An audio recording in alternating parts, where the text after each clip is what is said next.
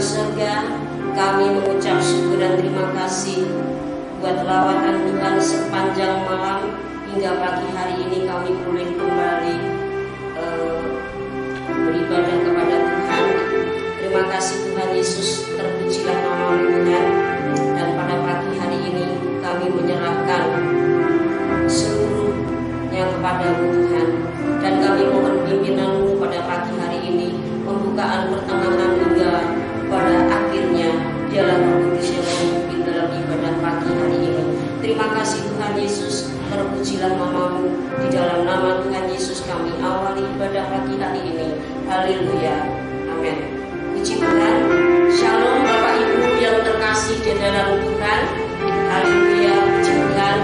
Kita pagi hari ini mengucap syukur dan terima kasih kepada Tuhan. Kalau Tuhan masih memberikan kesempatan buat kita untuk kita menyembah dan memuji Tuhan pada pagi hari ini. Kalau kita ada sampai saat ini, itu hanya karena kemurahan Tuhan. Puji Tuhan, haleluya. Sebab Tuhan yang menjadi sumber kekuatan dan pengharapan buat kita. Haleluya. Kita akan menyembah dan memuji Tuhan pagi hari ini. Kita akan datang kepada Tuhan dengan segenap hati kita. Kita akan datang dengan penyerahan kita pada pagi hari ini. Haleluya. Terima kasih Tuhan Yesus. Terima kasih. Kami mengucap syukur. Haleluya. Hallelujah.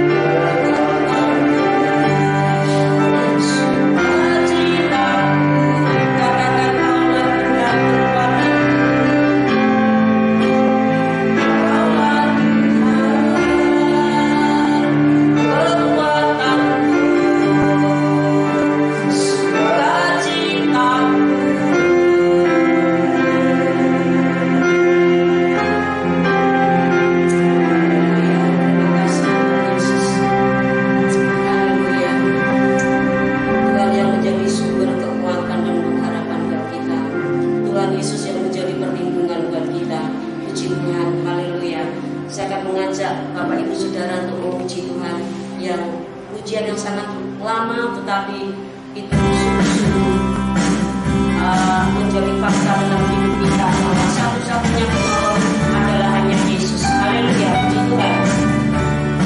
Amin.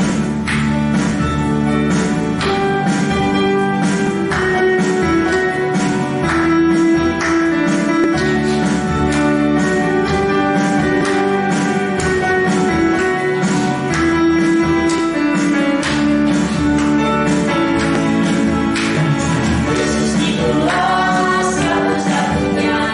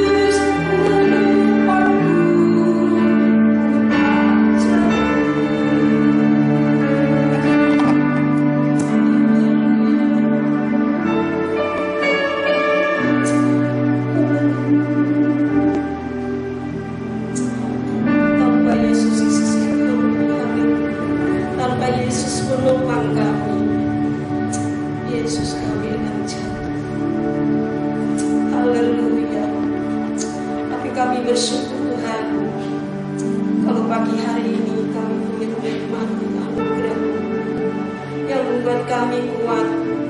Haleluya, karena Tuhan ada di sisi kami.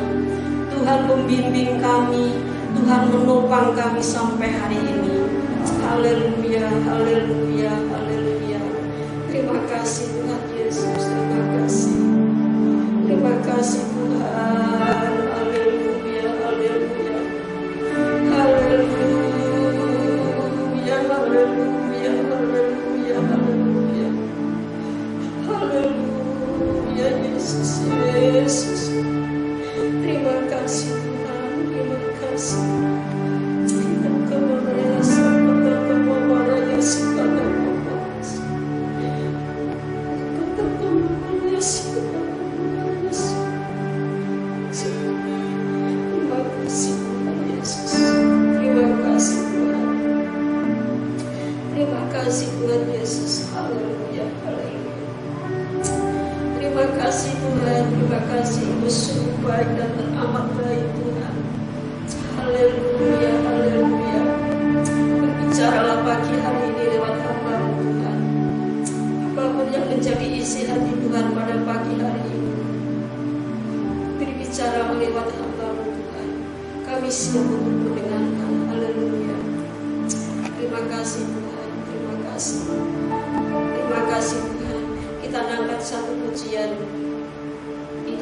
Sekali lagi dan waktu kami serahkan kepada hamba-Nya.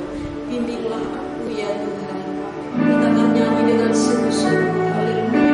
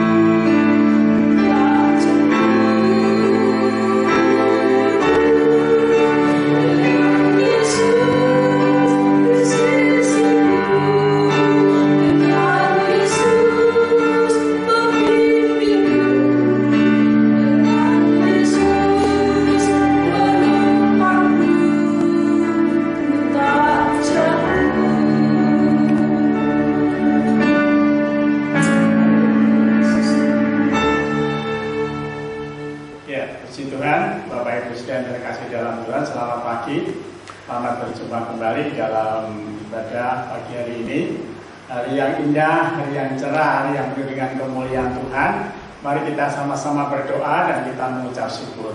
Untuk sebentar kita akan belajar dengan firman Tuhan, dan Tuhan berikan pewahyuan kepada setiap kita.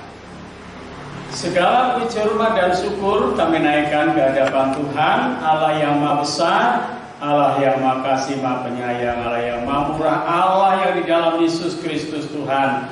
Kami bersyukur kepadamu Bapa untuk kesempatan pagi hari ini. Kami merendahkan hati kami untuk mendengar, menerima setiap kebenaran firman-Mu. Terima kasih Bapa, kami mengucap syukur. Kami berdoa di dalam nama Tuhan Yesus. Haleluya. Amin. Puji Tuhan Bapak Ibu Saudara. Mari kita akan sama-sama belajar dengan firman Tuhan hari ini dengan satu tema, bertahan dalam segala keadaan. Ya, kita akan membuka Alkitab kita di dalam kitab Wahyu pasal yang kedua. Wahyu pasal 2 ayat 8 sampai dengan ayat yang ke-11. Ya, ini cukup panjang Saudara ya. Kepada jemaat di Smyrna, dan tuliskanlah kepada malaikat jemaat di Smyrna, inilah firman dari yang awal dan yang akhir, yang telah mati dan hidup kembali. Aku tahu kesusahanmu dan kemiskinanmu, namun engkau kaya. Dan fitnah mereka yang menyebut dirinya orang Yahudi, tetapi yang sebenarnya tidak demikian. Sebaliknya, mereka adalah jemaat iblis. Jangan takut terhadap apa yang harus engkau derita.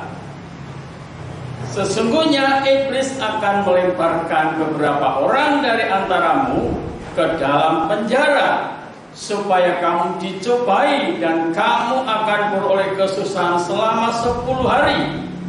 Hendaklah engkau setia sampai mati, dan aku akan mengaruniakan kepadamu mahkota kehidupan. Siapa bertelinga, hendaklah ia mendengarkan apa yang dikatakan Roh kepada jemaat-jemaat.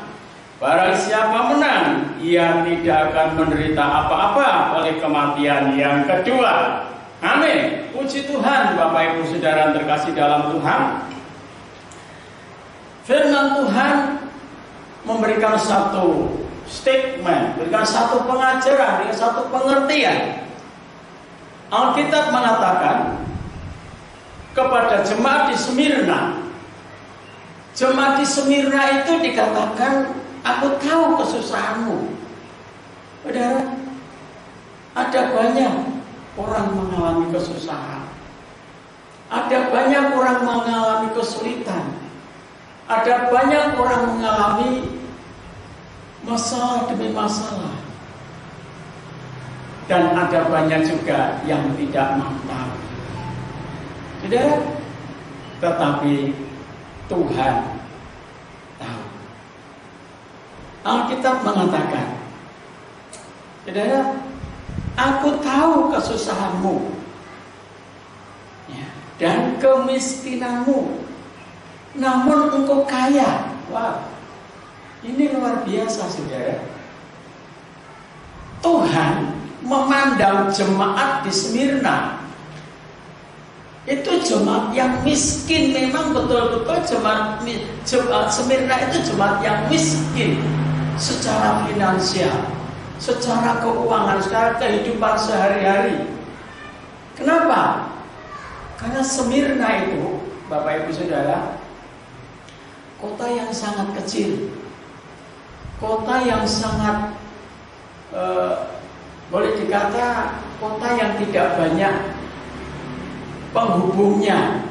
Ya, jadi dimanapun berada, yang namanya kota yang tidak banyak penghubungnya, itu pasti kotanya itu menjadi kota yang kecil, kota yang susah untuk menumbuh kembangkan, membudidayakan ekonominya. Nah, sehingga jemaat di Smyrna itu dikenal sebagai jemaat yang miskin, ya, jemaat yang pas-pasan, ya, untuk makan aja susah gitu kira-kira ya. Nah, saudaraku yang terkasih di dalam Tuhan, namun dikatakan di sini, namun engkau kaya. Ya. Apa yang membuat Tuhan berkata kepada jemaat di Smyrna, namun engkau kaya? Nah, saudaraku yang terkasih dalam Tuhan, kalau saudara mau baca untuk mengerti lebih jelas, saudara, di dalam Yakobus menjelaskan bahwa Allah memanggil orang-orang yang dianggap miskin oleh dunia untuk menjadi kaya dalam iman, ya, kaya dalam iman dan menjadi orang yang mengasihi Tuhan. Nah, Bapak Ibu Saudara yang terkasih dalam Tuhan, bagaimana caranya orang bisa bertahan menghadapi hidup dalam segala keadaan? Apa yang harus dilakukan? Langkah-langkah apa yang harus dikerjakan? Bapak Ibu Saudara, mari kita akan baca dalam satu ayat, ya, di dalam Injil Yohanes pasal yang ke-16, saudara ya. Yohanes ayat pasal yang ke-16 ayat yang ke-33. Ini pesan Tuhan Yesus sendiri. Ya, pesan Tuhan Yesus sendiri mengatakan demikian. semuanya itu kukatakan kepadamu, supaya kamu beroleh damai sejahtera di dalam aku. Dalam dunia ini kamu menderita penganiayaan, tetapi kuatkanlah hatimu. Aku telah mengatakan, aku telah mengalahkan dunia. Saudara, Tuhan mengatakan dengan jelas kepada murid-muridnya, kepada orang-orang kepercayaannya, ya. Dikatakan semuanya itu kukatakan kepadamu supaya kamu beroleh damai sejahtera.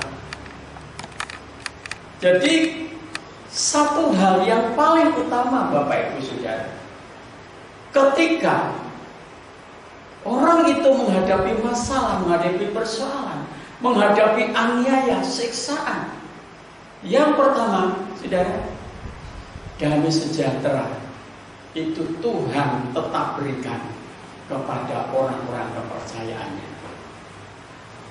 Yang kedua, saudaraku yang terkasih dalam Tuhan, Tuhan berpesan, kuatkan hatimu. Dan untuk menghadapi segala keadaan, persoalan, masalah, kehidupan dari waktu ke waktu, dari tahun ke tahun, dari zaman ke zaman. Yang pertama kali, kita harus selalu ada yang namanya damai sejahtera. Damai sejahtera inilah yang Allah berikan kepada orang-orang kepercayaan. Yaitu yang pertama kali kepada ke-12 murid. Dan yang kedua, hatinya harus kuat. Bagaimana orang bisa kuat sementara menghadapi persoalan, masalah, problem silih berganti? Tuhan Yesus berpesan di dalam Injil Lukas, berjaga-jagalah dan berdoa supaya kamu jangan jatuh ke dalam percobaan. Supaya kamu beroleh kekuatan. Ada satu kekuatan yang Allah berikan kepada orang-orang kepercayaannya untuk menghadapi segala keadaan. Ya, di dalam kitab Injil Lukas pasal 21 dikatakan juga, kamu akan dibenci semua orang oleh karena namaku. Ya, kamu akan dibenci semua orang oleh karena namaku. Tetapi orang kepercayaan Tuhan, ya kuat sampai nafas yang terakhir. Mengapa dia harus kuat? Ya, dikatakan dalam kitab Markus, ya, dalam kitab Matius juga dikatakan, ya, Matius pasal 22, barang siapa bertahan sampai akhir, dia akan selamat. Ya. Bertahan dalam segala keadaan. Orang kepercayaan Tuhan itu, Bapak Ibu Saudara, berapa waktu yang lalu sudah saya singgung, bahwa Tuhan membentuk orang yang percaya kepada Tuhan, terutama orang-orang kepercayaan Tuhan, itu sangat fleksibel. Ya. Fleksibel itu artinya apa? Artinya bisa hidup dalam keadaan situasi bagaimanapun, kondisi seperti apapun, tetap bisa hidup. Nah, Bapak Ibu Saudara, mari kita mau belajar bersama-sama dalam menjelang akhir zaman ini, ya, menjelang akhir zaman ini. Kalau tahun 2021 sudah diawali dengan yang namanya pandemi. Itu bukan hanya dirasakan oleh orang Indonesia, bukan dirasakan kepada rakyat kecil. Semua masyarakat mengalami. Dari masyarakat yang kecil, yang paling bawah, sampai masyarakat yang kalangan papan atas, tanpa terkecuali. Saudara, tetapi kita lihat orang-orang yang mengandalkan Tuhan, orang-orang yang menaruh harapan kepada Tuhan, akan tetap diberi kekuatan oleh Tuhan. Dan saya selalu mengatakan demikian, saudara. Kalau toh ada orang yang meninggal, yang diberitakan karena pandemi, karena COVID, saya mengatakan demikian, saudara. Orang percaya itu, saudara. Kematian orang percaya itu bukan bagaimana matinya, bukan sakit apa matinya, tetapi bagaimana hidupnya. Ada satu hubungan yang secara kontinu dengan Tuhan, secara terus-menerus. Mau mati karena COVID kah, mau mati kecelakaan kah, mau mati dibunuh kah, mau mati di kebun kah, mau mati di jalan kah, mau mati di rumah kah, mau mati di rumah sakit, itu tidak ada masalah bagi orang percaya. Mengapa? Saudara mau tahu? Karena ada malaikat yang mengangkat jiwa orang yang mati. Lazarus itu orang miskin, saudara, nggak punya apa-apa, tapi dia kaya dalam iman. Ketika dia mati, ada sepasang malaikat yang mengangkat dia naik ke surga, dibawa ke pangkuan Abraham. Karena kaya dalam iman, dia hidup dalam situasi apapun. Walaupun dia nggak punya apa-apa, dia nggak kuat makan, apalagi dia mau mengobatkan sakitnya yang boroknya yang sakit. Sampai mati dia nggak bisa berubah, saudara. Tapi kematiannya disambut oleh malaikat. Nah, kita kembali kepada jemaat di Smyrna, Bapak Ibu Saudara. Jemaat di Smyrna dikatakan bahwa ada beberapa orang yang mengatakan, ya, ada beberapa orang yang mengatakan bahwa mereka mengatakan mereka orang Yahudi, tetapi sesungguhnya mereka adalah apa, saudara? Jemaat iblis. Dan jemaat iblis ini, Bapak Ibu Saudara, Alkitab mengatakan, ya, janganlah kamu takut terhadap apa yang harus kamu derita. Sesungguhnya iblis akan melemparkan beberapa orang dari antaramu ke dalam penjara, supaya kamu dicobai dan kamu akan beroleh kesusahan, ya, selama 10 hari. Apa artinya ini, saudara? Kalau orang menghadapi masalah, ya, menghadapi masalah, hari ini masalah, besok masalah, besok masalah lagi, besok masalah lagi, tapi masalahnya berbeda-beda, itu orang tidak terlalu pusing, saudara. Tetapi kalau selama 10 hari itu menghadapi masalah yang sama, orang bisa stres, ya, orang bisa stres. Nah, iblis, setan itu selalu membuat supaya orang itu stres, orang itu cemas, orang itu takut, gelisah, khawatir. Iblis selalu membuat berusaha untuk orang itu tidak percaya Tuhan, membuat orang itu supaya orang itu tidak fokus dengan Tuhan. Nah, kalau orang itu sudah tidak fokus dengan Tuhan, sudah kemana?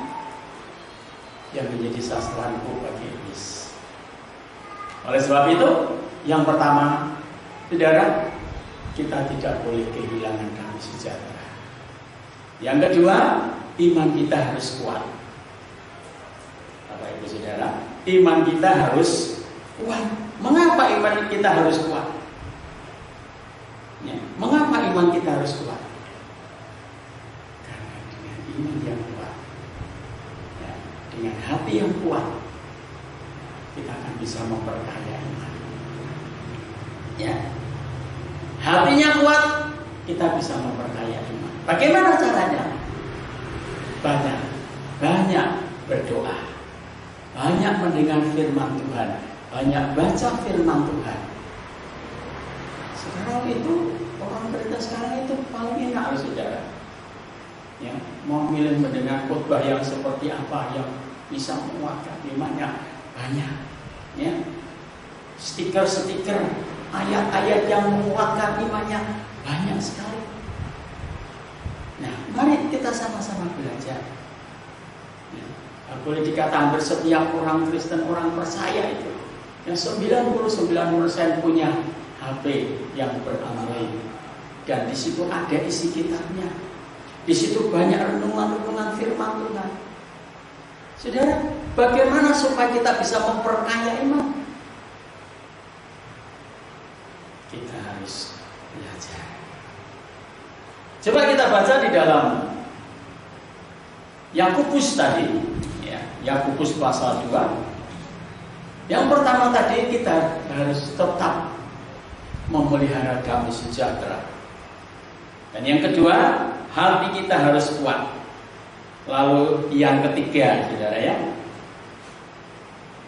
dengarkanlah hai saudara-saudara yang kukasihi, bukankah Allah memilih orang-orang yang dianggap miskin oleh dunia ini untuk menjadi kaya dalam iman?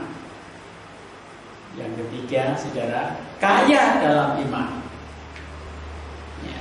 Lalu yang keempat, apa saudara?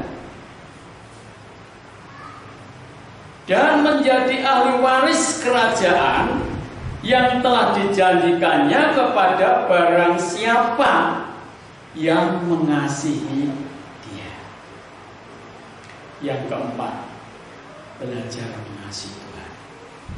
Saudara mau kaya, saudara mau miskin, saudara mau hidup pas-pasan, Tuhan tidak ngurus. Tuhan tidak ngurusi itu, saudara. Kenapa Tuhan tidak ngurus itu? Ya karena Tuhan tidak mementingkan itu. Yang Tuhan pentingkan adalah saudara menjadi orang yang hidup dalam damai sejahtera.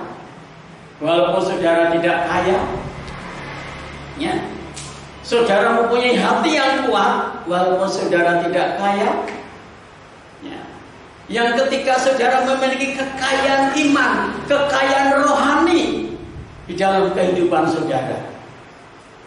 Dan yang keempat, saudara menjadi orang yang mengasihi Tuhan. Namun, nah ini saudara, namun kalau saudara diberi kemampuan, diberi kekuatan untuk menjadi orang kaya dalam secara finansial, secara keuangan, saudara tetap harus menjadi orang yang kaya dalam iman. Saudara tetap menjadi orang yang hidup dalam damai sejahtera dengan Allah.